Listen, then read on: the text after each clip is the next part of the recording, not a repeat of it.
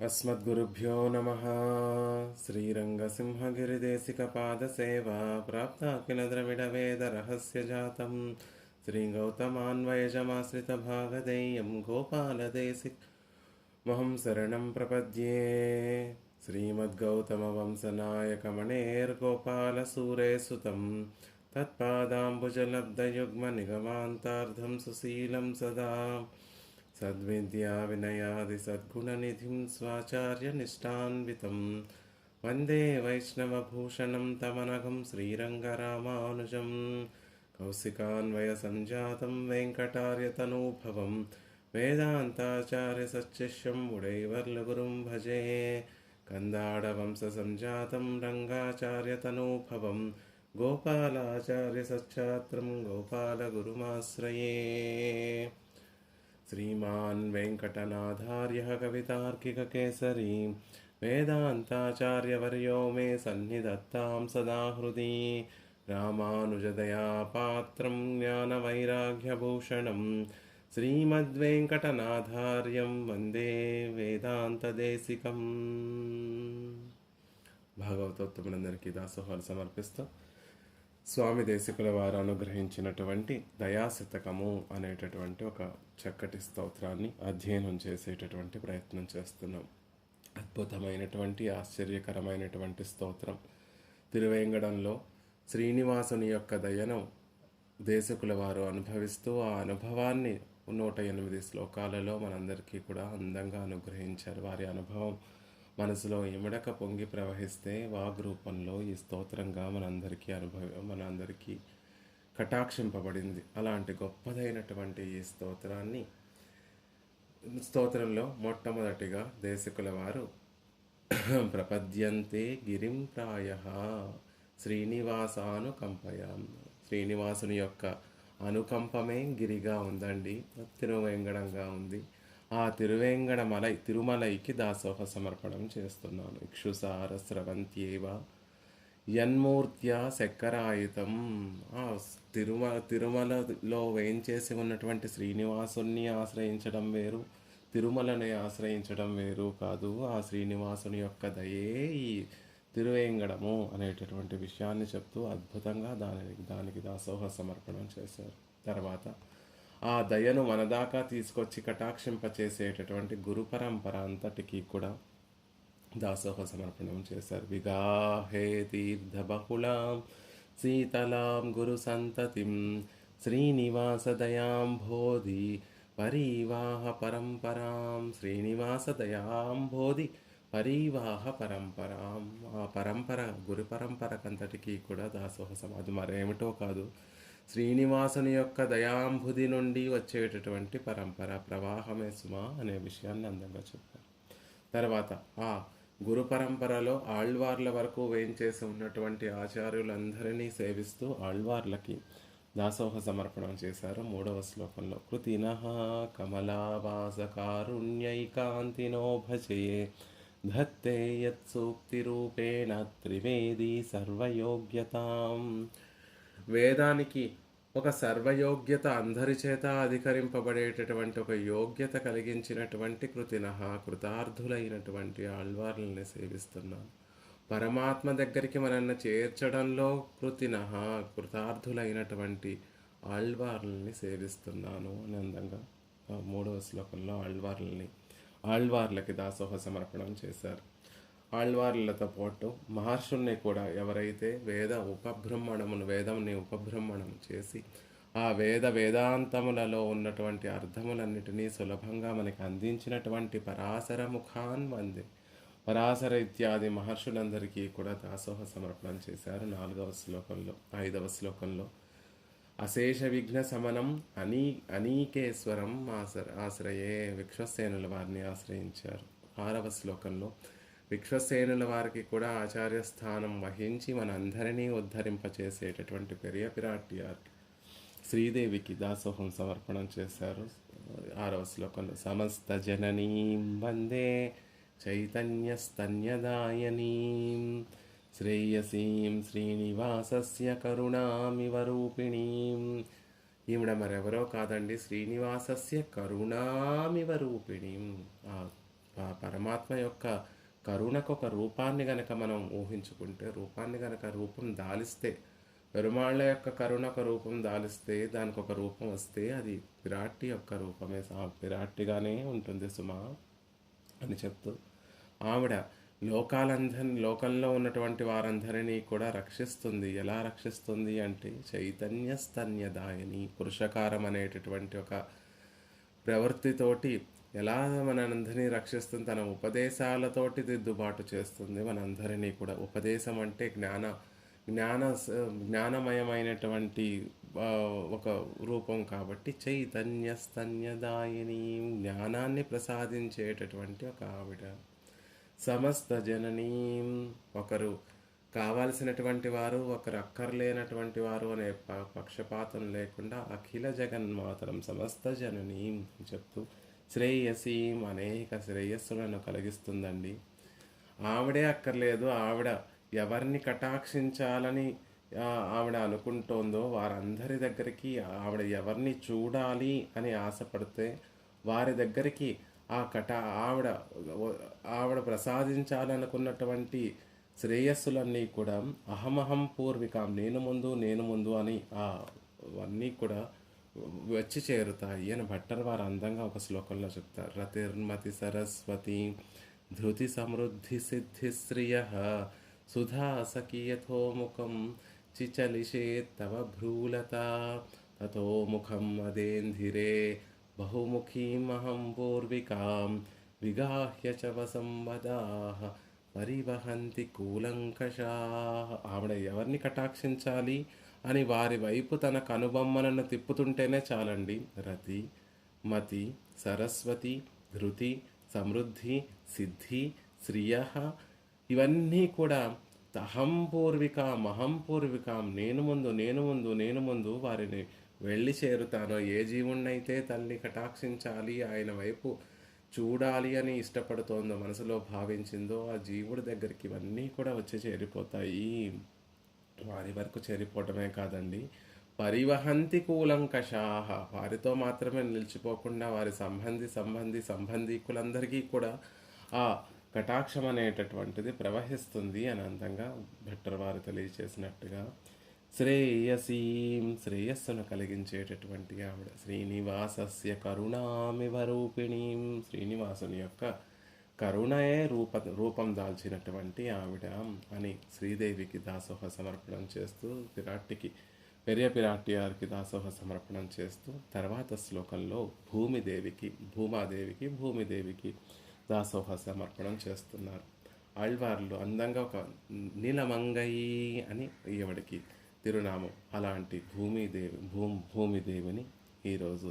భూదేవిని ఈరోజు దాసోహ సమర్పణం చేస్తున్నారు. మనం తిరువేంగడం వెళ్ళి మలయప్ప స్వామిని సేవిస్తే కుడి పక్కనేమో శ్రీదేవి వేయించేసి ఉంటుంది, ఎడమవైపు భూదేవి వేయించేసి ఉంటుంది. అలా శ్రీదేవి భూదేవులతో వేయించేసి ఉన్నటువంటి మలయప్ప స్వామిని సేవించి ఎలా అయితే మనం దాసోహ సమర్పణం చేస్తామో, ఇక్కడ దేశికుల వారు అదే విధంగా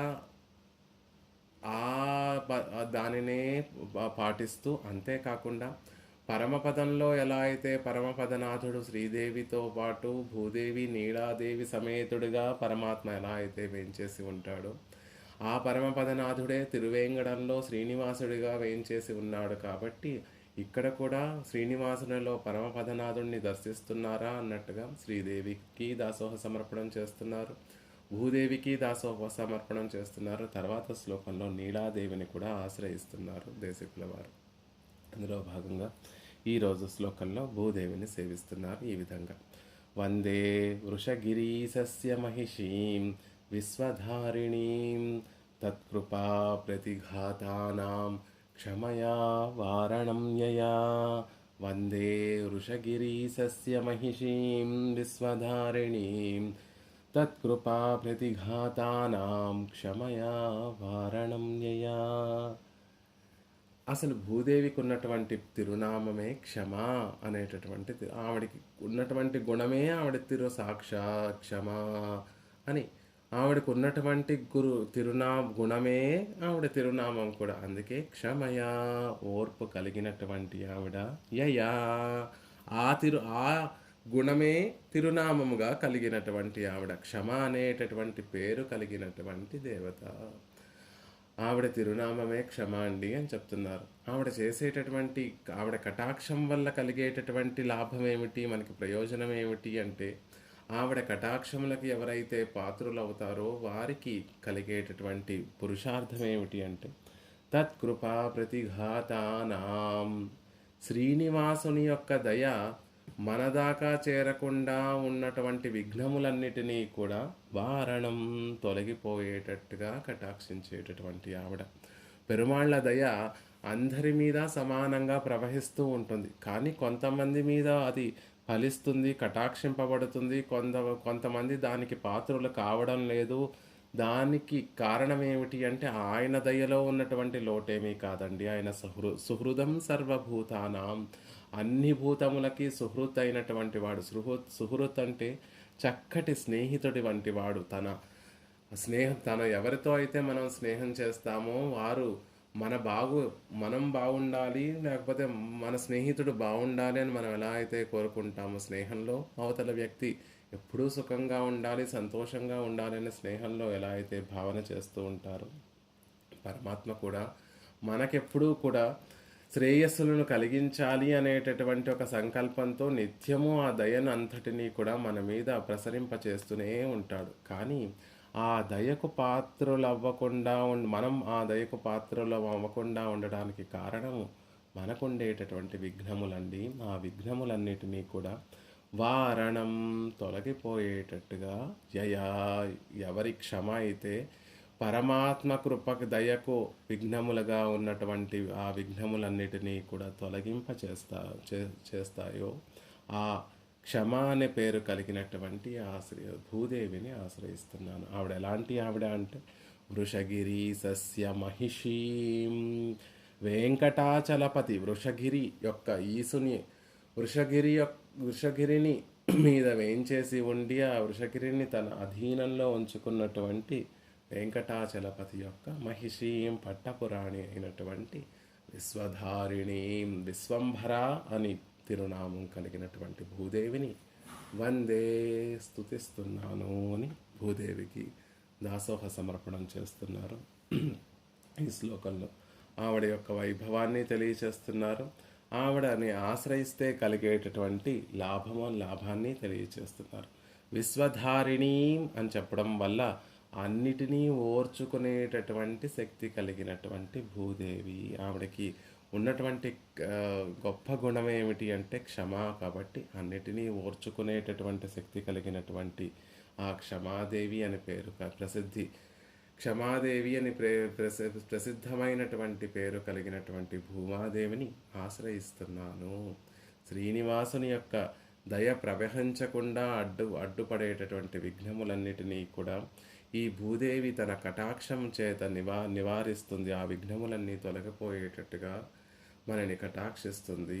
ఈ చరాచర పదార్థములన్నిటినీ కూడా ధరించి వాటినన్నిటినీ కూడా రక్షిస్తుంది. అలాంటి ఆవిడ వృషగిరీసుని యొక్క పట్టపురాణి అయినటువంటి ఆ భూదేవికి దాసోహ సమర్పణం చేస్తున్నాను అని అందంగా ఈ శ్లోకంలో తెలియచేస్తున్నారు దేశికుల వారు.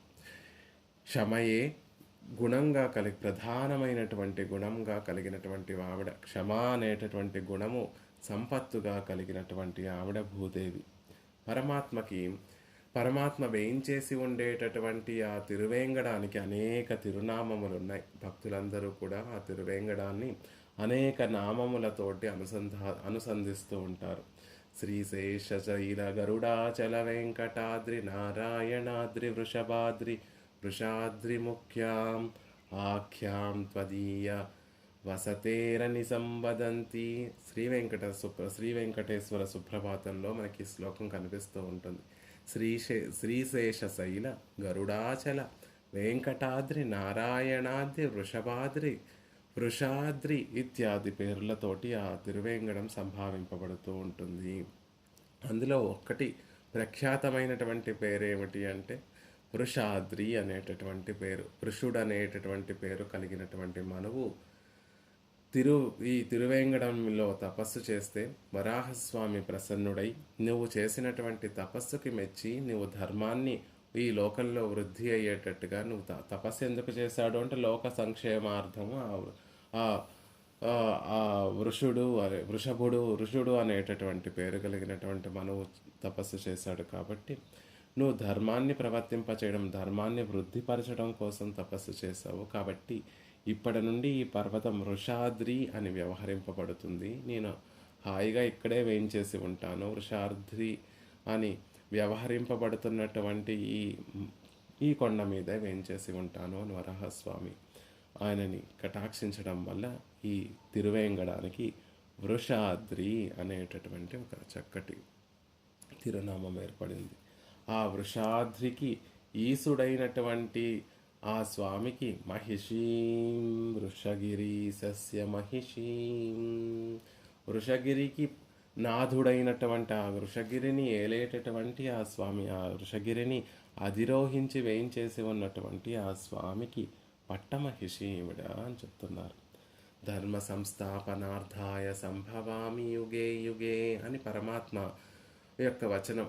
ఎప్పుడెప్పుడు ఈ లోకంలో ధర్మ సంస్థాపన చేయవలసి వస్తుందో అప్పుడప్పుడు నేను ఈ లోకంలోకి అవతరిస్తాను. వృషో హి ధర్మ, వృష శబ్దానికి ధర్మము అని అర్థం.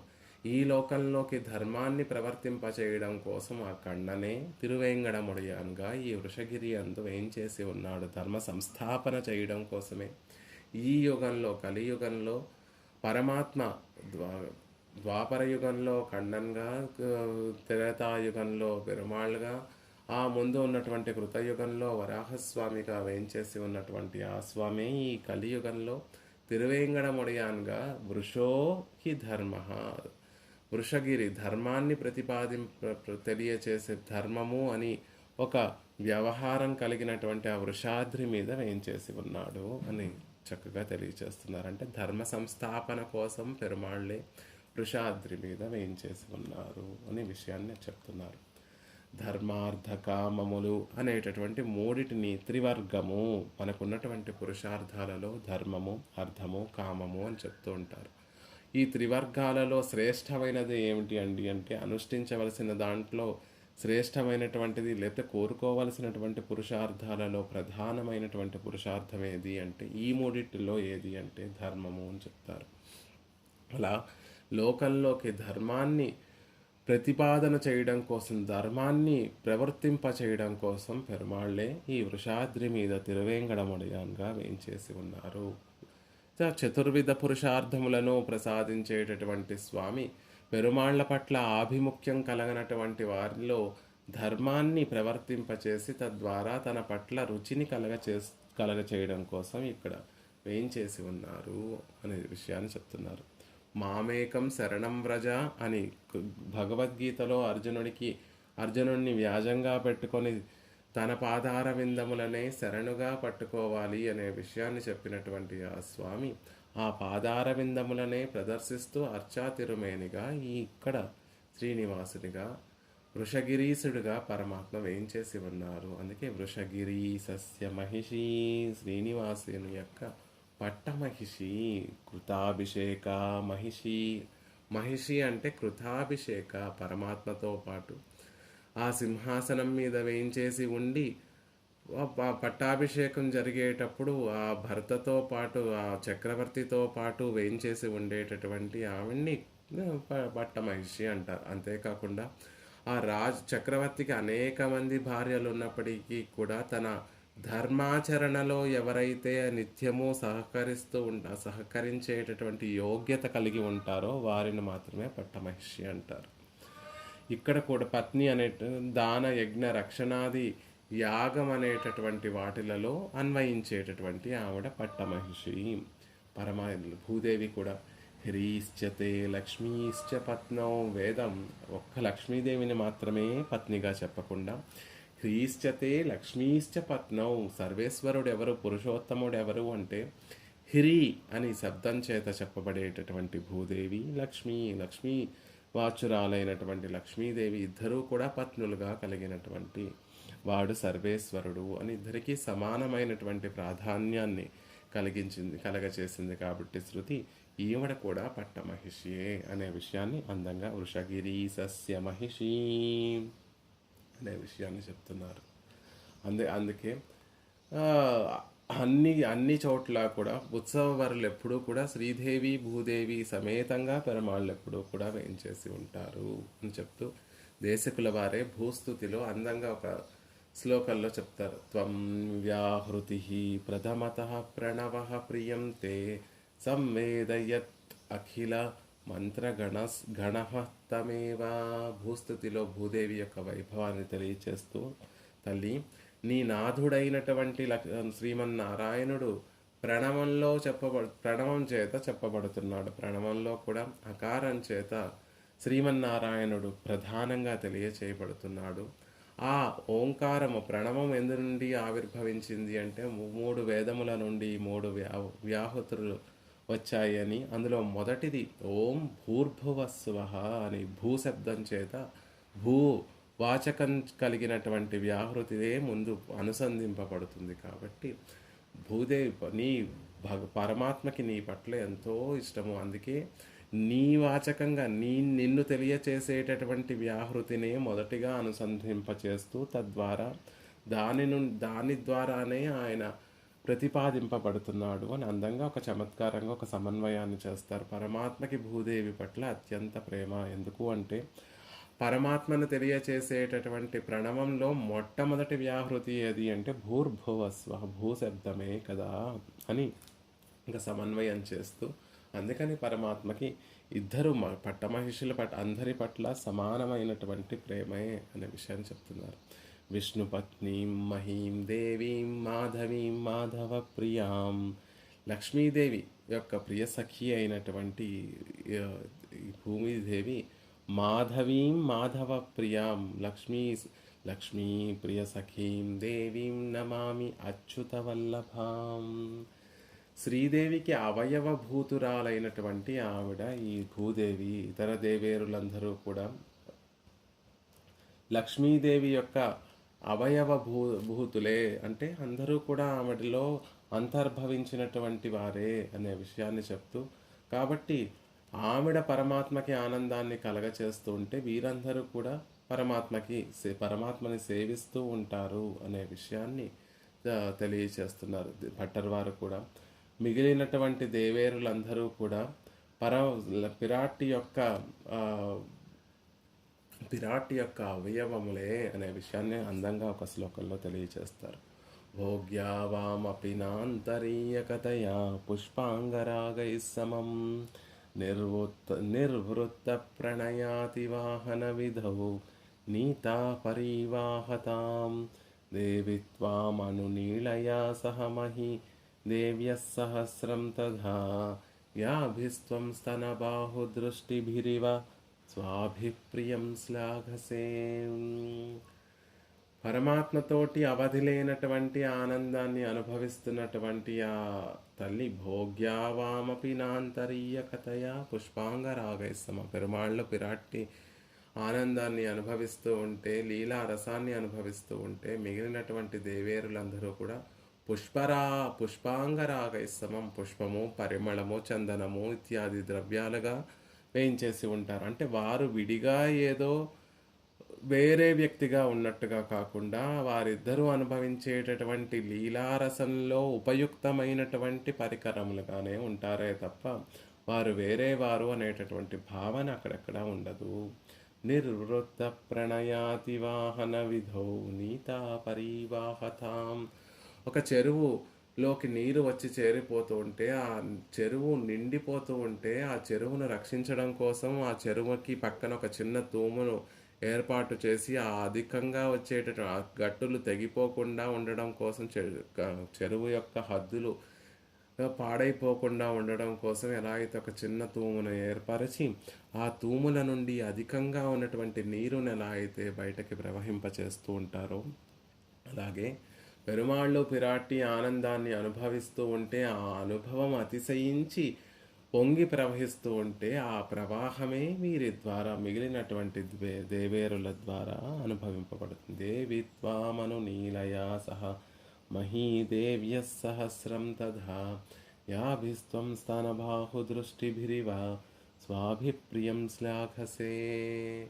వారి మధ్య అన్యోన్యత ఉంటుందా అంటే ఎందుకు ఉండదండి. వారందరూ కూడా మిగిలినటువంటి దేవేరులందరూ కూడా విరాట్టికి స్తనబాహు దృష్టి భిరివ, ఆవిడకి స్తనములు లాగా బాహువులు లాగా తిరునేత్రముల లాగా అన్వయించి ఉంటారు అని చెప్పడం ద్వారా వారిలో ఎటువంటి అన్యోన్యతకు ఎటువంటి లోపం లేదు. వారందరూ పెరుమాళ్ళ పిరాటితోటి ఆనందానుభవం చేస్తుంటే మిగిలిన దేవేరులందరితోటి కూడా ఆనందానుభవం చేస్తున్నట్టుగానే భావన చేస్తారు అని చెప్తున్నారు. అందుకే లక్ష్మీ ప్రియ సఖీం, లక్ష్మీ ప్రియ సఖీం, రంగనాథుడు అనేటటువంటి ఒక పెద్ద పద్మ సరస్సులో లక్ష్మీదేవి అనేటటువంటి హంస విహరిస్తోంది అని చెప్తూ, ఆ హంస యొక్క అభ్యుదయమైనటువంటి నీడయే భూమాదేవి అని భట్టర్ వారు రంగరాజస్తవంలో అందంగా ఒక విషయాన్ని నంబెరుమాళ్లను సేవిస్తూ ఉంటే ఒక తామర తటాకంలా కనిపిస్తున్నారండి.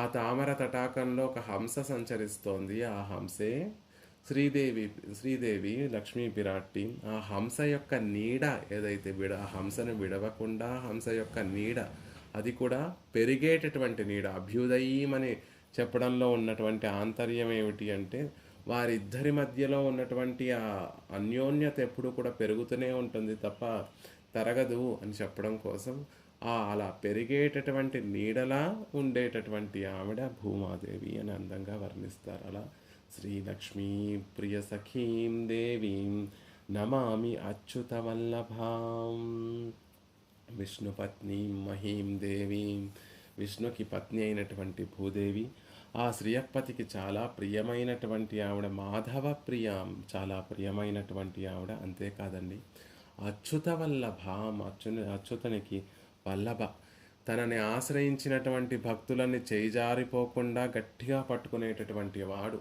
తనని ఆశ్రయించిన తర్వాత కూడా భక్తులు పాపాలు చేస్తూ ఉంటే ఆయన ఆ పాపాలను చూడకుండా క్షమిస్తూ వారిని గట్టిగా పట్టుకొని ఉండడానికి కారణం ఏమిటి అంటే ఈవిడ పరమాత్మలో ఉన్నటువంటి ఆ క్షమాగుణం పైకి గొప్పగా ప్రవహించడానికి కారణం ఎవరు అంటే క్షమ అని పేరు కలిగినటువంటి భూదేవేశమా అని చెప్తున్నారు. వరాహ మహార్ణవంలో పెద్ద సముద్రంలో మునిగిపోయినటువంటి భూదేవిని ఉద్ధరించడానికి పరమాత్మ ఒక అవతారాన్నే స్వీకరించాడండి వరాహస్వామిగా. ఆయన వేయించేసి ఆ భూమాదేవిని ఉద్ధరించాడు అని సాక్షాత్తుగా శృతులే పలుకుతున్నాయి. ఉద్ధృతాసి వరాహేణ కృష్ణేన శతబాహున వరాహేణ కృష్ణేన శతబాహున ఉద్ధృతాసి. ఆ భూదేవిని ఆనందంగా ఆ పైకి పరమాత్మ ఉద్ధరించాడు. పట్టపు దేవిగా వెలసినటువంటి ఆ భూదేవి ఎంత అందమైనటువంటి సన్నివేశం అంటే, ఎక్కడో పాతాళంలో ఉండిపోయి దుఃఖాన్ని అనుభవిస్తున్నటువంటి ఆవిడ్ని ఉద్ధరించిన తర్వాత వారిద్దరి మధ్య ఉండేటటువంటి సంభాషణ అంత అందమైనటువంటి సంభాషణ అంటే, పాపం పరమాత్మ ఎప్పుడూ కూడా సమయం లేకుండా భూదేవికి సమయాన్ని కేటాయించకుండా ఎప్పుడూ శ్రీదేవితోనే ఆనందాన్ని అనుభవిస్తూ ఉన్నప్పటికీ కూడా ఈ అవతారంలో ప్రత్యేకంగా భూమి పిరాటిని ఉద్ధరించి ఆవిడతో అధికమైనటువంటి సమయాన్ని గడిపేటటువంటి ఒక అవకాశం లభించిన భూదేవి ఆ సందర్భంలో అడిగినటువంటి ప్రశ్న, పరమాత్మను అడిగినటువంటి ప్రశ్న ఏమిటి అంటే, ఈ సంసారంలో పడి ఉన్నటువంటి తన బిడ్డలందరూ కూడా తరించేటటువంటి ఒక మార్గాన్ని చూపించండి, సులభమైనటువంటి మార్గం ఏమిటో తెలియచేయండి అని భూదేవి వరాహస్వామిని ప్రార్థిస్తుంది.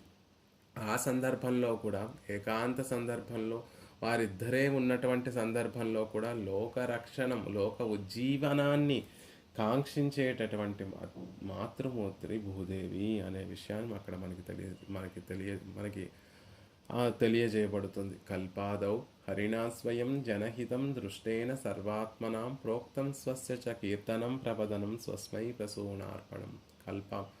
ఆదిలో భూదేవికి పరమాత్మ ఒక విషయాన్ని అనుగ్రహించాడండి. ఈ లోకంలో ఉన్నటువంటి వారందరూ కూడా సులభంగా తరించాలి అంటే పరమాత్మ యొక్క నామానుసంధానం చెయ్యాలి. ఈ సులభమైనటువంటి మూడు విధానాలు ఆయన అనుగ్రహిస్తాడు. మొట్టమొదటిది ఆయన గురించి కీర్తించడం, ఆయన నామానుసంధానం చేయడము.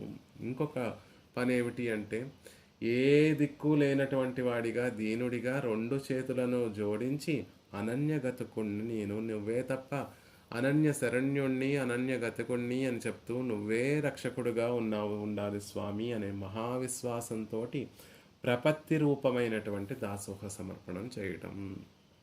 తర్వాత ఎవరినైతే ఎవరి పాదార విందముల దగ్గర అయితే మనం రక్షణ భారాన్నంతటిని ఉంచామో ఆ పరమాత్మకి పుష్పాలతోటి అర్చించడం. ఈ చిన్న సులభమైనటువంటి మార్గాలను తెలియచేశాడు పరమాత్మ భూదేవికి. లోకంలో ఉన్నటువంటి వారందరూ కూడా రక్షింపబడాలి, ఉజ్జీవింపబడాలి అంటే తిరునామ సంకీర్తన, దాసోహ సమర్పణం, ఆయనే రక్షించి తీరుతాడు అనేటటువంటి మహావిశ్వాసంతో దాసోహ సమర్పణ అంటే శరణాగతి చేయడము.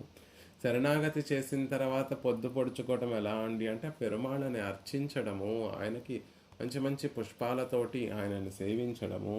ఈ మూడు చేస్తే చాలు సులభంగా ఈ సంసారంలో ఉన్నటువంటి వారందరూ కూడా తరింపబడతారు అనే విషయాన్ని పెరుమాళ్ళ ద్వారా సేవించినటువంటి భూదేవి ఆ విషయాన్ని లోకంలోకి ప్రతిపాదించడం కోసం గోదాదేవిగా అవతరించి పరమాత్మ యొక్క తిరునామములన్నిటినీ కూడా అనుసంధానం చేసి చెప్పు పాడు.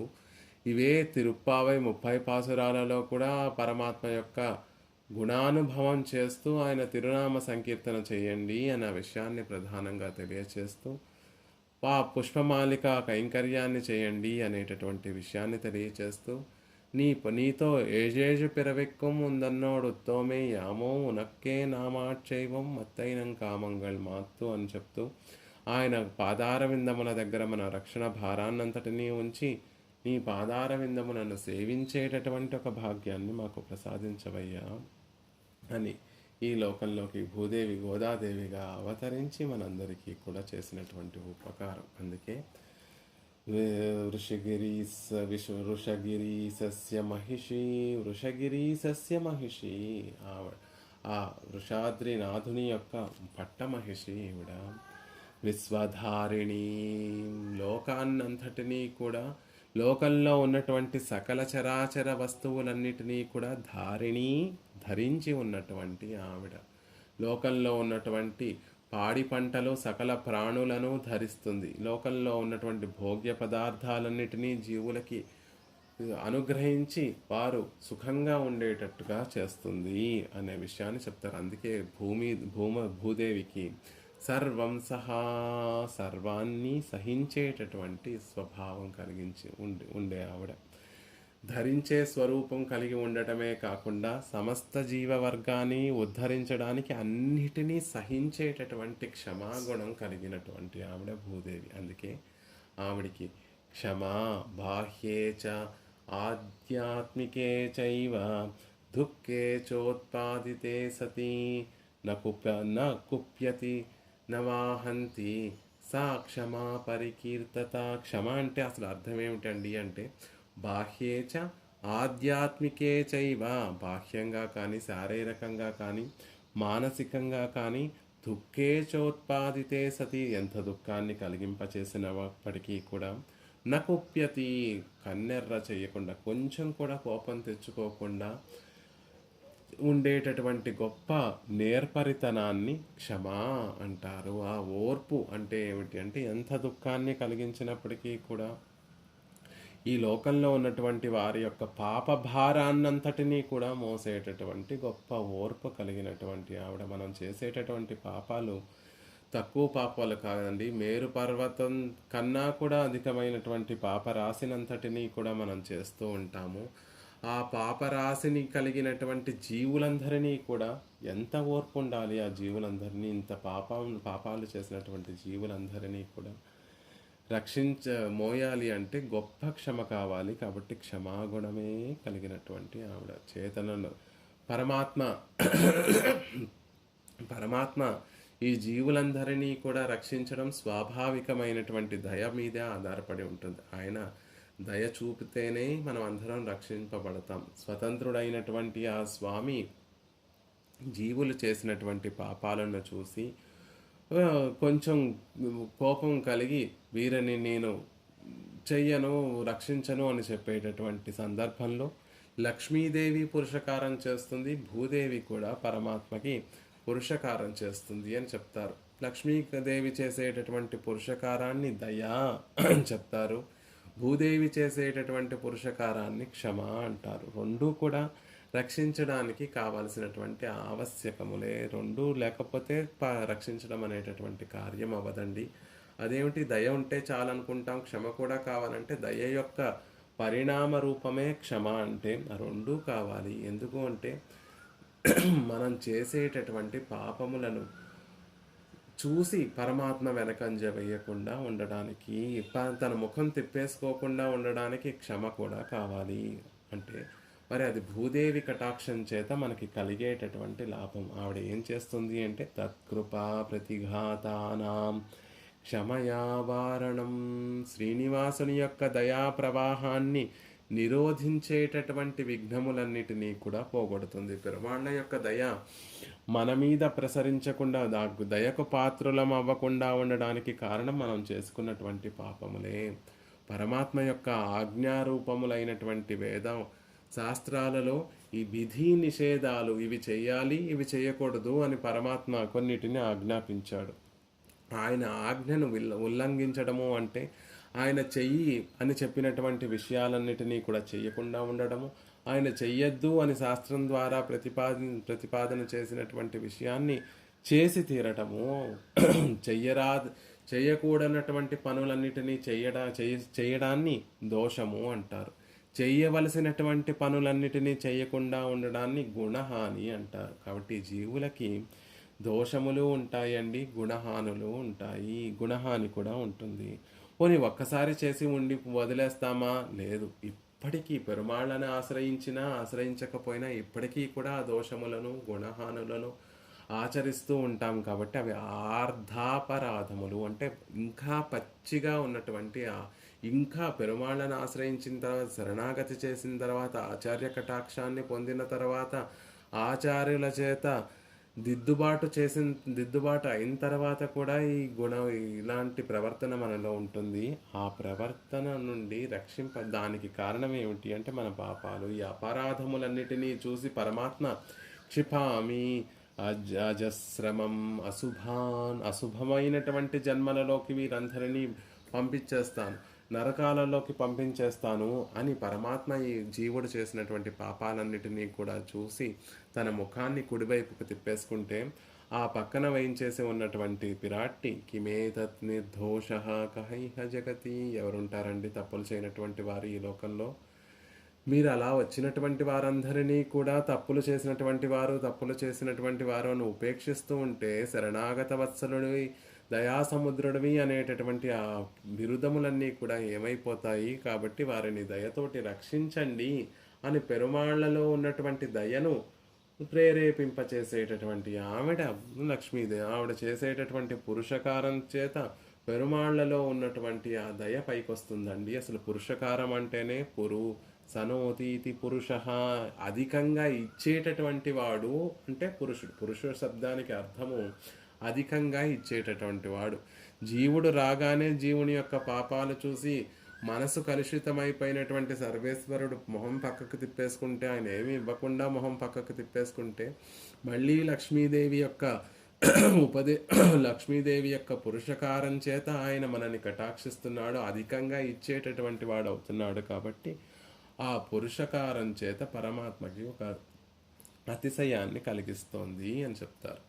అలా లక్ష్మీదేవి పురుషకారం చేస్తే పరమాత్మ అయినప్పటికీ కూడా రక్షించాలని కోరిక ఉంది. కానీ ఇతనిలో చూస్తుంటే మేరు మందర పర్వతాలలా పెరిగి ఉన్నటువంటి ఆ పాపాలను చూస్తుంటే, ఆ పెరుమాళ్ల లోపల ఉద్భవించేటటువంటి ఆ దయా ప్రవాహాన్ని అడ్డుపడిపోతున్నాయి. నేను కటాక్షించాలనుకున్నా అదిగో ఆ పాపాలు, ఎన్ని పాపాలు చేసేసాడు జీవుడు అని పరమాత్మ మళ్ళీ తన తిరుముఖ మండలాన్ని ఎడం వైపు తిప్పేసుకుంటాడట. అప్పుడు ఆ ఎడం వైపు ఉన్నటువంటి భూదేవి, స్వామి అలా అంటారేమిటి?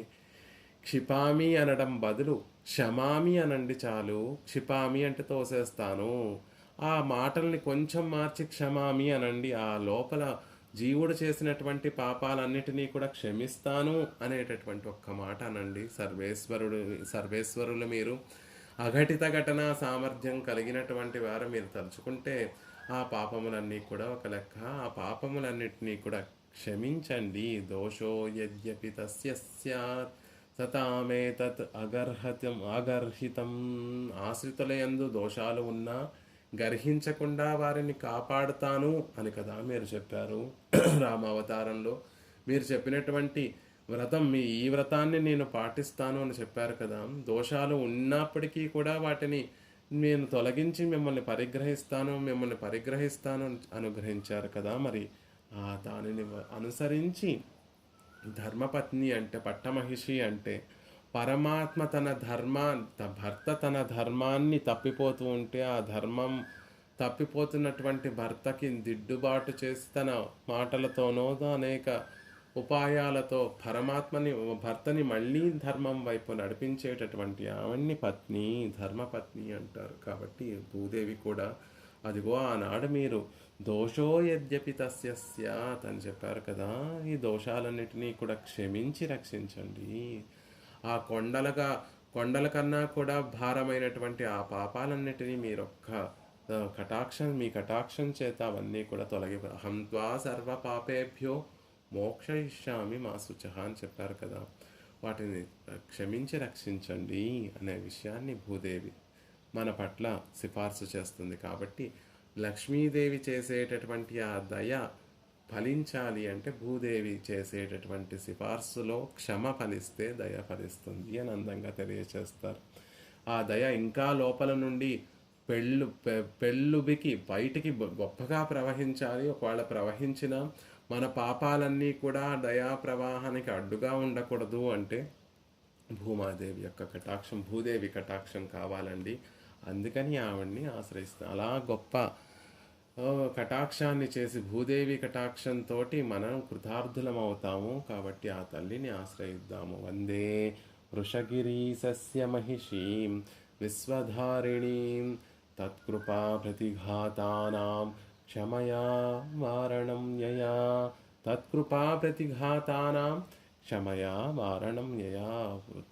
పరమాత్మ యొక్క కృపకి అడ్డుగా ఉన్నటువంటి విఘ్నములన్నిటినీ జీవుని యొక్క పాపములన్నిటినీ కూడా వారణం క్షమాగుణం చేత పరమాత్మలో మరుగున పడి ఉన్నటువంటి క్షమాగుణము అనేటటువంటి ఆ గుణాన్ని ప్రకాశింపచేసి ఆ పాపములన్నిటినీ కూడా తొలగింపచేసేటటువంటి ఆవిడికి దాసోహ సమర్పణం చేస్తున్నాను అని అందంగా ఈ శ్లోకంలో దేశికుల వారు భూదేవిని ప్రార్థిస్తున్నారు. భూమాదేవి యొక్క వైభవాన్ని ఆళ్వార్లు కూడా అందంగా తెలియచేస్తారు. మనం సేవించినటువంటి సిరియ తిరుమడలు అనేటటువంటి ఆ ప్రబంధంలో తిరుమంగయ్య ఆళ్వార్లు భూదేవి గురించి తెలియచేస్తూ పేరారమార్బెల్ పెరుమామజై కూందల్ నీరారవేలి నిలమంగయ్యన్రుం రెండవ పాసురంలోనే ముందుగా భూదేవిని స్తుతిస్తారు ఆళ్వార్లు. పెరుమామజై కూందల్. ఆవిడికి భూదేవి ప్రకృతి స్వభావమే భూదేవి. ప్రకృతిలో ఉన్నటువంటి తత్వముల యొక్క చివరి హద్దు ఎవరు అంటే భూదేవి. కాబట్టి పెరుమామజై కూందల్. భూదేవికి అలంకారం ఏమిటి అంటే పెరుమామజై కూందల్. లోకంలో ఉన్నటువంటి ఆ నల్లని వర్ణంలో ఉన్నటువంటి మేఘములే భూదేవి యొక్క నల్లనైనటువంటి శిరోజములు.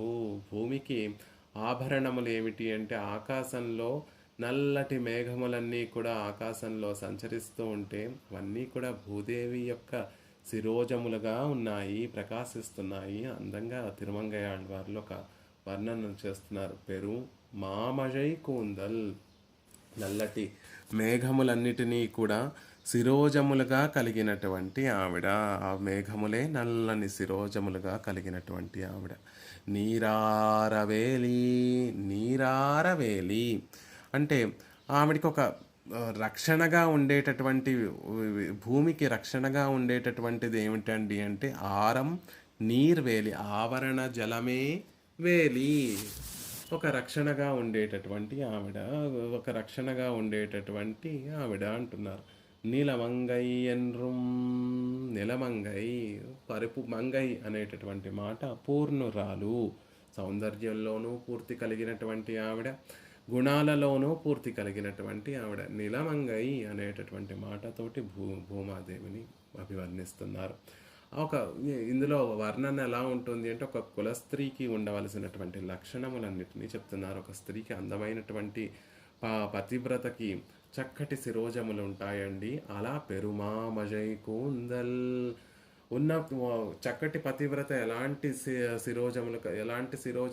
శిరోజములలో ఎలాంటి ఆభరణములు ధరిస్తుంది అంటే, పతి ఆలింగనం చేసుకున్నప్పుడు పతికి అసౌకర్యం కలగకుండా ఉండేటటువంటి విధంగా తాను ఆభరణములని ఇతరత్ర అలంకరించుకునేటటువంటి విషయములన్నిటినీ కూడా ధరిస్తుంది అని చెప్తూ ఉంటారు. కాబట్టి లోకంలో భూదేవి కూడా అలాగే అండి. పెరుమాళ్ళ ఆలింగనం చేసుకుంటే ఆయన సౌకుమార్యానికి తగినట్టుగా ఉండడం కోసం ఆ శిరోజాలు ఆ నల్లటి మేఘములనే కురులుగా కలిగినటువంటి ఆవిడ. ఆ నల్లటి మేఘములలో అప్పుడప్పుడు వచ్చేటటువంటి ఇంద్రధనస్సులే ఆవిడ శిరోజములలో అలంకరింపబడినటువంటి పుష్పములు అనే విషయాన్ని అందంగా తెలియచేస్తున్న పెరుమామజై కూందల్.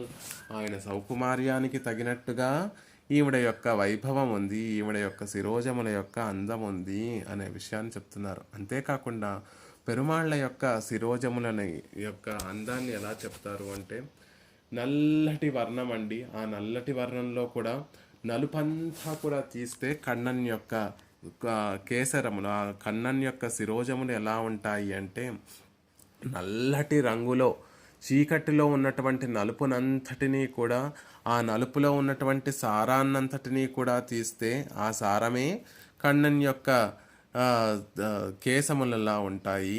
ఆ కేశములకి, కన్నన్ యొక్క కేశములకి తగినటువంటి కేశములు కలిగినటువంటి ఆవిడ భూదేవి. పెరుమాళ్ళకి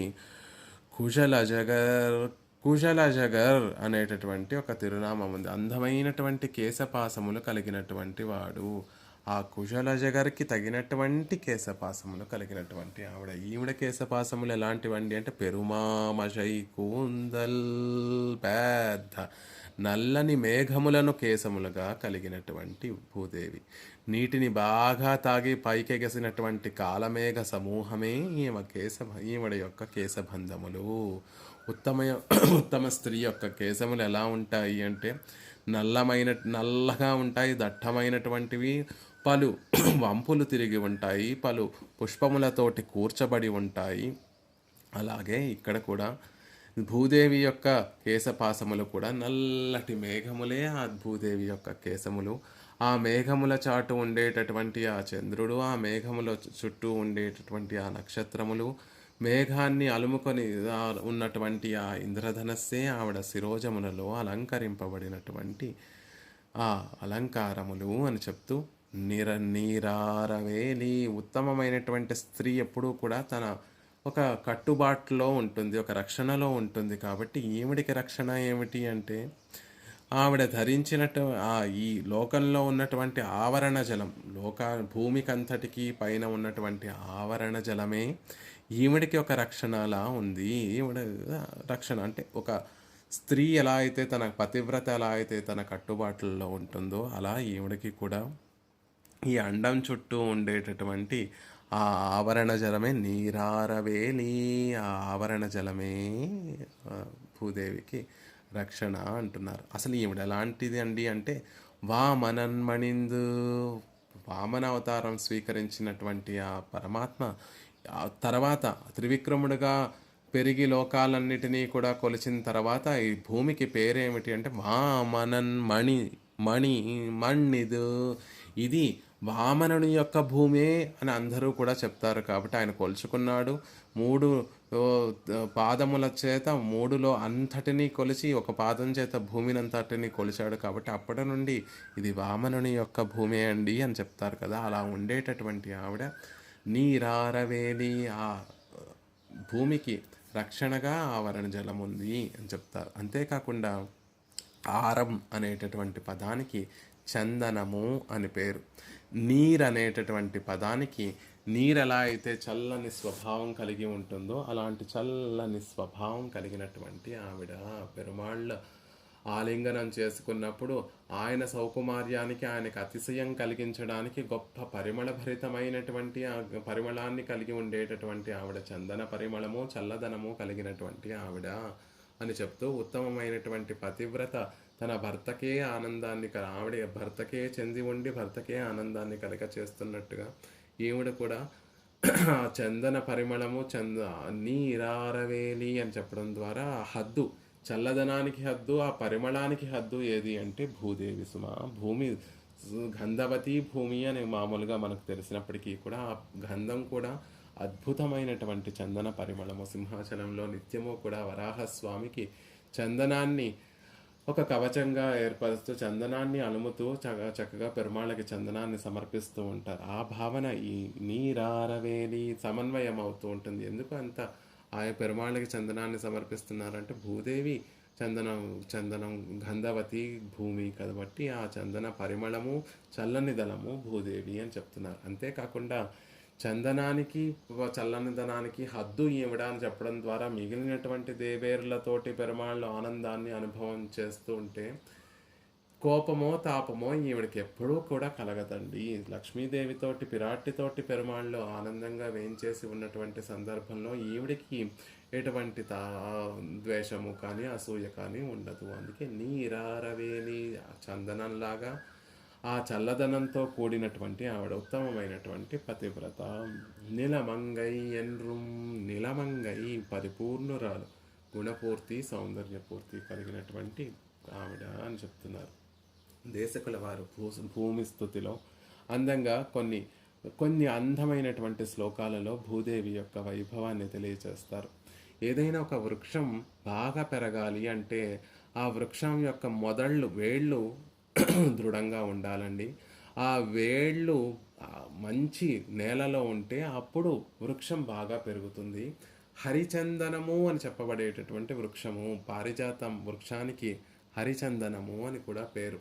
హరి అని పేరు కలిగినటువంటి వృక్షము కూడా శాఖానుశాఖలుగా విస్తరించి చతుర్భుజములు అనేటటువంటి శాఖములతోటి అన్ని వైపులా విస్తరించి సకల విధ పురుషార్థములు అనేటటువంటి ఫలములు అందరికీ హరి అనుగ్రహిస్తున్నాడు అంటే దానికి కారణము భూదేవితో ఉండేటటువంటి సంబంధమే. ఒక వృక్షము బాగా పెరిగి అది పళ్ళను బాగా ఇవ్వాలి, మంచి మంచి పళ్ళు ఇవ్వాలి, మంచి మంచి పుష్పాలను మనకు అందించాలి అంటే ఆ భూమి బాగుంటే, నేల బాగుంటే ఎలా అయితే ఆ వృక్షము బాగుండి మంచి ఫలాలను పుష్పాలను ఎలా అయితే ఇస్తుందో, హరి అని చెప్పబడేటటువంటి కల్పవృక్షము, మాట్లాడేటటువంటి కల్పవృక్షము, చిరునవ్వులను చిందించేటటువంటి కల్పవృక్షము, ఆ శ్రీమన్నారాయణుడు అనేటటువంటి కల్పవృక్షము కూడా సకల విధ పురుషార్థములను అందరికీ అనుగ్రహిస్తున్నాడు. చతుర్భుజముల చేత తోటి సకల విధ పురుషార్థములు అందరికీ అనుగ్రహిస్తున్నాడు అంటే భూదేవితో ఉన్నటువంటి సంబంధమే అని అందమైనటువంటి ఒక సమన్వయాన్ని చేస్తారు దేశకుల వారు భూస్థుతిలో. ఇంకొక మాట కూడా చెప్తారు. అందరూ అనుకుంటారండి లక్ష్మీదేవినే ఆయన ఎక్కువ ఆదరిస్తాడు, లక్ష్మీదేవిని ఎప్పుడూ కూడా వక్షస్థలంలో ఉంచుకొని ఆయన పరమాత్మ ఆవిడ పట్ల ఎక్కువ ఆదరాన్ని చూపిస్తాడు అని అనుకుంటారేమో. కాదు సుమా, భూదేవి అంటే కూడా ఆయనకి చాలా ఇష్టము.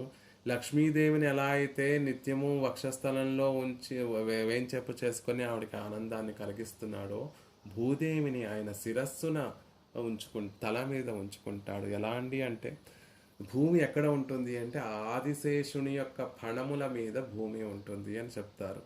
మరి ఆదిశేషుడు ఎక్కడ ఉంటాడు అంటే పరమాత్మ శయనించి ఉంటే ఆయన పైన ఆచ్ఛాదంగా ఆదిశేషుడు వేయించేసి ఉంటాడు. ఆ పైన భూదేవి ఆదిశేషుడు ఫణముల మీద ఉంటుంది. కాబట్టి పరమాత్మ ఎప్పుడూ కూడా తన శిరోధార్యంగా భూదేవిని అంటే అంత ఇష్టంగా